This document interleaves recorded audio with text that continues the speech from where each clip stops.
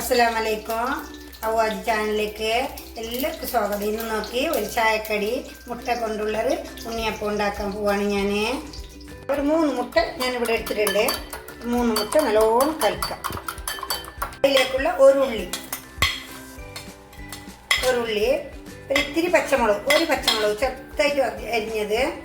അതിലേക്ക് ഒരു ചെറിയ ടീസ്പൂണിൽ 1 സ്പൂണ് മറ്റേ നമ്മളെ കുരുമുളകിൻ്റെ പൊടി, മസാലപ്പൊടി, മഞ്ഞൾപ്പൊടി, അത് ഓരോ നുള്ളു മതി. പിന്നെ കുറച്ച് മുളക് പൊടി,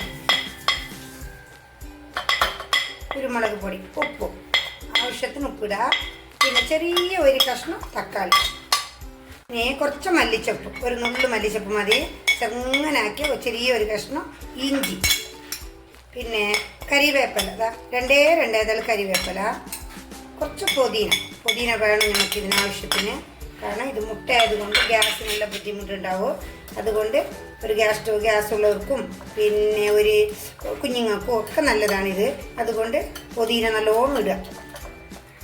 എന്നിട്ട് നല്ലോണം ഒന്ന് മിക്സ് ചെയ്ത് എടുക്കുക, കലക്കുക, നല്ലോണം കലങ്ങണം.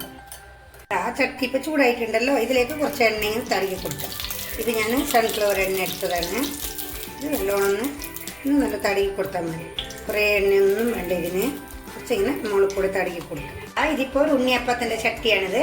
ഇത് ഞാൻ ചട്ടി ഒന്ന് ചൂടാകാൻ വെച്ചിട്ടുണ്ട്. ചെറിയ തീ, സാധാരണ കുറച്ച് നമുക്ക് ചെറിയ തീ മതി. കാരണം ഇത് മുട്ട ആയതുകൊണ്ട് പെട്ടെന്ന് കരിഞ്ഞു പോകും. അതുകൊണ്ട് ചെറിയൊരു തീ മതി നമുക്കിത്. ഇതിപ്പോൾ എൻ്റെ ചട്ടി ഇവിടെ ചൂടായിട്ടുണ്ട്. കുറച്ച് എണ്ണ തടകി കൊടുത്തിട്ടുണ്ട്. ഇതിനിപ്പോൾ ഞാൻ ഇത് ഒഴിച്ച് കൊടുക്കാം. ഇതൊരു 10 മിനിറ്റ് അടച്ച് വെച്ചിട്ടുണ്ട്. ഇപ്പോൾ ഇതായിട്ടുണ്ടാവും.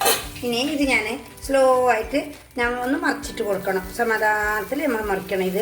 ഇതിപ്പോൾ അടിയെല്ലാം നല്ലൊന്ന് കാഞ്ഞിട്ടുണ്ടാവും. ഇങ്ങനെ ഒന്ന് മറിച്ചിട്ട് കൊടുക്കുക. പിന്നെ എൻ്റെ ചായൻ്റെ ഒരു അസർക്കുള്ള ചായൻ്റെ കടി റെഡി ആയിട്ടുണ്ട്. മുട്ടയെ കൊണ്ടുള്ളൊരു ഉണ്ണിയപ്പാണ് ഇന്ന് ഞാൻ ചെയ്തിരിക്കുന്നത്. എല്ലാവരും നോക്കണം, ലൈക്ക് ചെയ്യണം, ഷെയർ ചെയ്ത് കൊടുക്കണം, ബെല്ലമർത്തണം, സബ്സ്ക്രൈബ് ചെയ്യണം. അസ്സലാമു അലൈക്കും.